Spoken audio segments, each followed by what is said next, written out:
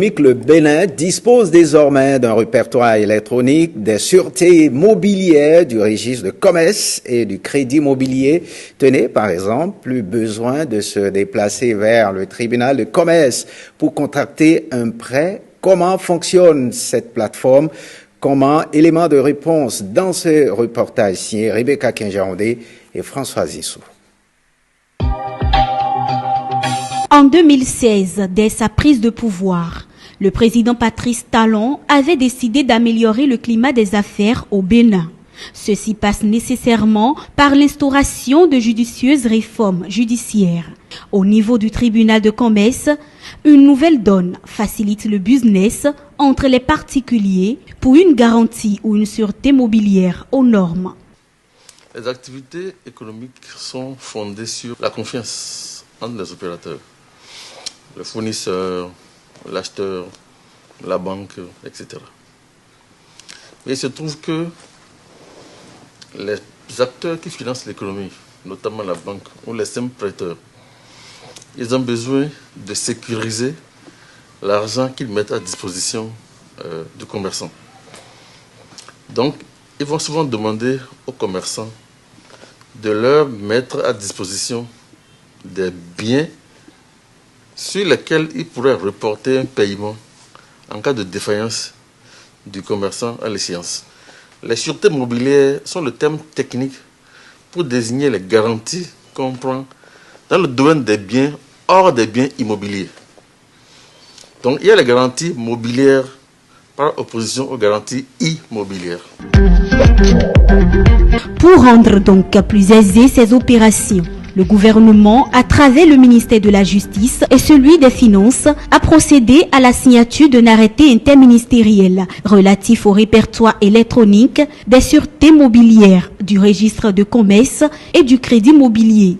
Grâce à cet arrêté, le gouvernement du président Patrice Talon dématérialise ainsi les formalités inhérentes par la mise en place de la plateforme sûreté.tc-cotonou.bj. Donc, cette application, qu'on appelle répertoire électronique des sûretés mobilières, ça donne la possibilité à quiconque de la consulter pour savoir est-ce que celui avec qui je veux contracter a déjà donné son véhicule en garantie. Donc ça, c'est l'aspect consultation.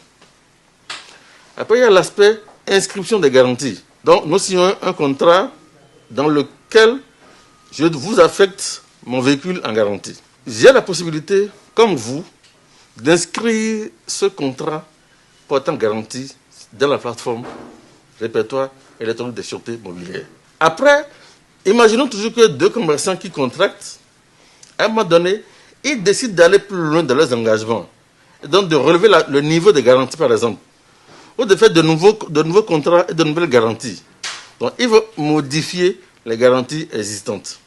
Là encore, l'opération de modification des garanties peut être faite en ligne. Et enfin, l'opération de radiation. C'est quoi la radiation? J'ai obtenu un crédit, j'ai donné un bien mobilier en garantie, j'ai fini de payer. Il n'y a plus de raison que cette garantie subsiste dans l'application. Il faut la radier. Donc, on va apporter la mention radiation dans l'application. La plateforme offre donc plus de visibilité, plus de transparence et plus de célérité dans le monde des affaires. Ce dispositif est un grand pas dans le processus de dématérialisation des services publics. Une révolution dans l'univers du business, ce qui hisse le Bénin en tête de peloton.